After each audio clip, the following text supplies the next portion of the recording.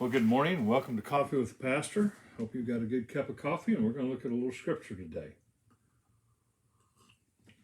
We're in Mark chapter 10, beginning with verse 32. Now remember, the Jesus and his disciples, and probably a pretty good group coming with him, are on their way to Jerusalem. They're taking the common route to Jerusalem. They go down to the Sea of Galilee, they go over to the Jordan River, and they go right down the Jordan River Valley. And they head down that way, they get to Jericho, and then they go up. Now, Jesus has taken the route through Samaria before, but not this time. He's going down Jordan River Valley. And there's all kinds of things that are going on. I mean, he stops and he teaches. He's had the rich young ruler come up to him, which we looked at. And today, Jesus is going to take his disciples aside on the way. They're on the way to Jerusalem. They're on the way. What's going to happen is just in a few days, the next week, Jesus is going to be crucified and he's going to be raised again. Now, listen to what he says.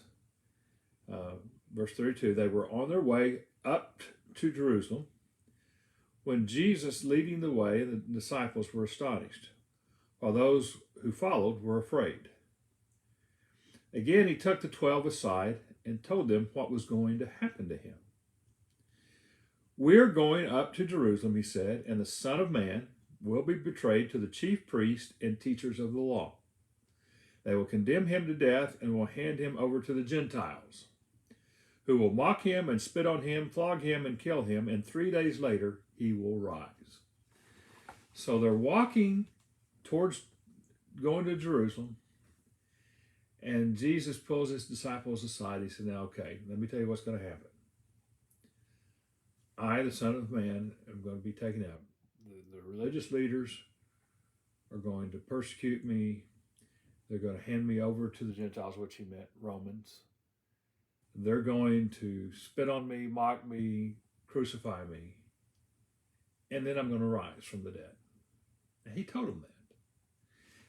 But they didn't get it. And it's amazing how honest the gospel writers are, especially Mark. They just are never getting it. Jesus' favorite nickname for them was Little Faith. You have little faith. And they're a little dull. Because, I mean, they're going to Jerusalem. Jesus says, now this is what's going to happen when we get there. And they didn't get it. They didn't believe it. They didn't understand it. They didn't know. And it's pretty easy for us to look back and say, how dumb you guys were. He told you, and you didn't get it. And then I look at my own life, I look at my own times, and I'm thinking how dull we are. Jesus has taught us how to live, and we just flat out don't follow it a lot of times. Jesus said we will be known by our love. And yet I can tell you, I'm at the tail end of my ministry as far as pastoring churches probably. And as I look back over the 40 plus years of my ministry, it's been amazing to me about how often in the church we have not practiced what Jesus has taught us to do is to love folks, even especially sinners. And we don't do that. We like to judge them, we like to kick them out, but we don't love them. So we don't pay much of attention either. I would like to challenge you, those of you who watch pretty faithfully, to read the Gospels, get to know Jesus, and get to know his teachings, and try and do what he taught. That would put you on a good way. Not to do what somebody tells you ought to do, or what some preacher thinks you ought to do, or what some zealot thinks you should do, or anything like that. Just listen to Jesus and do what he tells you to do. We'd be a lot further ahead if we would do that.